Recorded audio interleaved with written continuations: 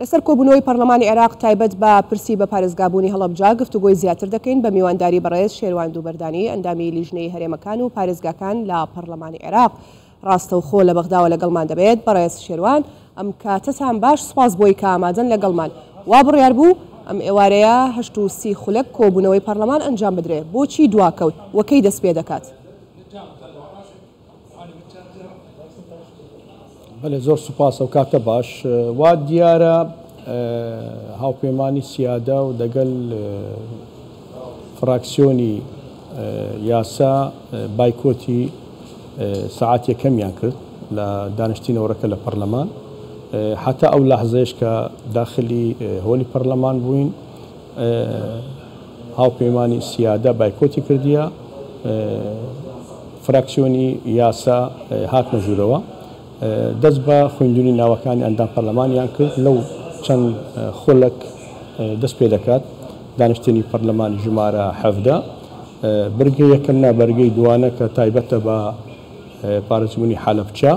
ئەمە وەکو لیژنەی تایبەت خوێندنی یەکەم لە بۆ ئەو پرۆژەی یاساەکەین. باشە بەڕێز دووبەردانی، بۆچی ئەولانن و بایکوت گیری؟ ئەنی داخوازەوان چییە؟ بۆچی بایکوت تا دانیشتنێکیریە دەربارەی پەسەندکردنا پارێزگابوونە حەلەبجا؟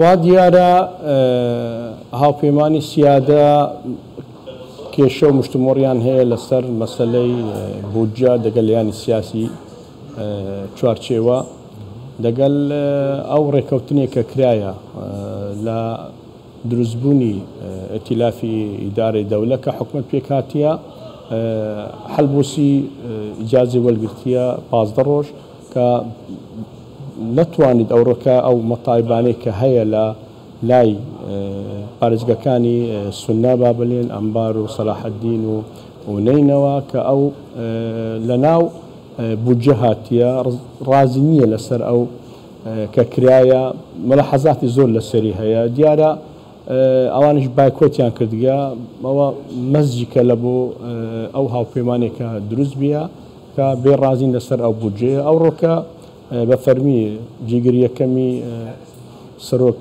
ئەنجومەن نوێرانی عێراق کە بە ئەو بودجەیە هەناردە لیژنەی دارایی گفتوگۆ لەسەری بێتە کردوون. لەو ڕۆژانە خوێندنی یەکەمە هەندێک زانیاری بۆمان هاتیە کە هەندێک لەیانی برایانی شیعە یان دەوڵەتی یاسا بایکۆتکردنی داواکردنیان لە بۆ هەندێک قەزای دیکە لەسەر سەلاحەدینە یان لەسەر نینەوە یان لە هەندێک لایەن دیکەیە وەکو حەلەبجا بکرێتە ناو بەرگەی ئەو ڕۆکانە کە دەک لەسەری بدرێت و بۆ دروستبوونی پارێزگا. دیارەوەش بریار خۆیاندا ئەو ڕۆکە هاتنە ناو هۆلی پەرلەمان و احتیمال لەو دەقانە دەست پێ بکەین و ژمارە 17 دانیشتنی ئەو ڕۆکە و خوێندنی بۆ دروستبوونی پارێزگای حەلەبجا بکەین. بەڕێز دووبەردانی، کەواتە لە قسەکانی تۆیە ئەوە تێگەیشتین هەڵەبجا وەکو کارتێکی سیاسی و فشار بەکاردێت لە ناو هۆڵی پەرلەمان. بەڵێ. ئێوە چی دەکەن؟ هەڵوێستان چی دەبێت؟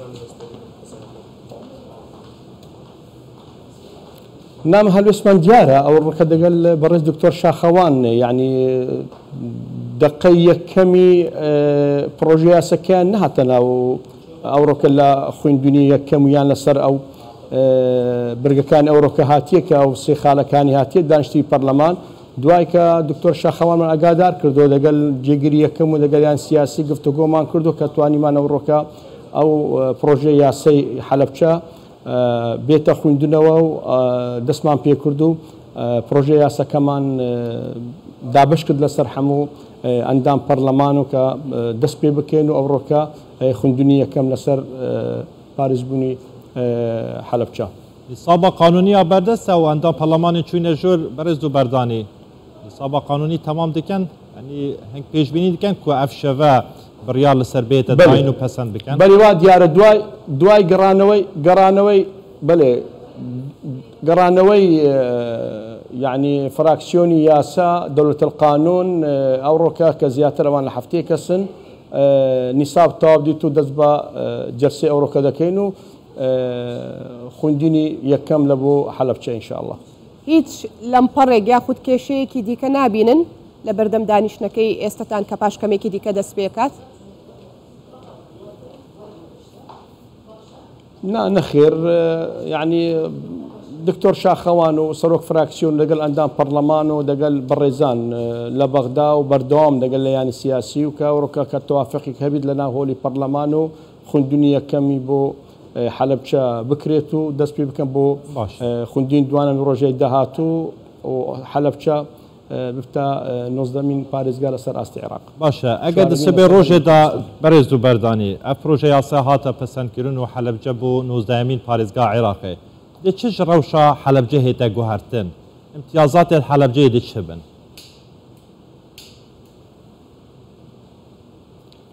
بەڵێ زۆر تێتە گۆڕین بە تایبەت لای مەسلەی قەرەبوون و مەسلەی تەخسیساتی دارایی لای وەزارەتی پلاندانان وەزارەتی دارایی بۆ حەلەبچە بە تاکید دوای سەرژمێر بێتەکرد لەسەر ئاستی عێراق و بزانین حەلەبچە چەندە ئەوە بە تاکید بەرژەوندێک زۆرە لە بۆ حەلەبچە و لەوە خەڵکی حەلەبچە و لە ماوەیدا بێت بە تایبەت لای قەرەبوون و لای مەسلەی دارایی.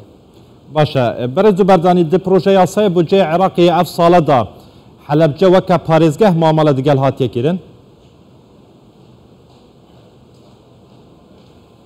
والله ئەوە دەمنێتەوە سەر یعنی ئەو ڕێکەوتنی کە کرایە یعنی لای شاندی هەرێمی کوردستان و دەگەل شاندی بەغدا و دەگەل لژنەی دارایی وەزارەتی پلاندانان ئەگەم بتوان خلال ئەو ماوەیدا بێت دوای کامە خوێندنی دوانەم و دوای کە دەنگ لەسەر ئەو چارە مادەیە بکرێت و پەسەند بکرێت و دوایەوە دەچەکەن سەر و کۆمار واژوو دەکات و دوای کە لە وەقای عێراقی نەشر بیتەوە ماوەی احتیمال مانگێک دومان پێوەستیمان بێ هەیە ئەمەش احتیمالە لەو کاتە ئەمە لەسەر بودجەی عێراق لژنەی دارایی پەرلەمان پەسەند بکات بەس دەتوانین ئەگەر ڕێکەوتنێک هەویت بینی هەرێمی کوردستان و بەغدا کە متوانین لە بەشی هەرێمی کوردستان لەو ماوەیدا بێت بەشی حەلەبچە بە تایبەت لە ناو بودجەی 2020 عێراق بیت.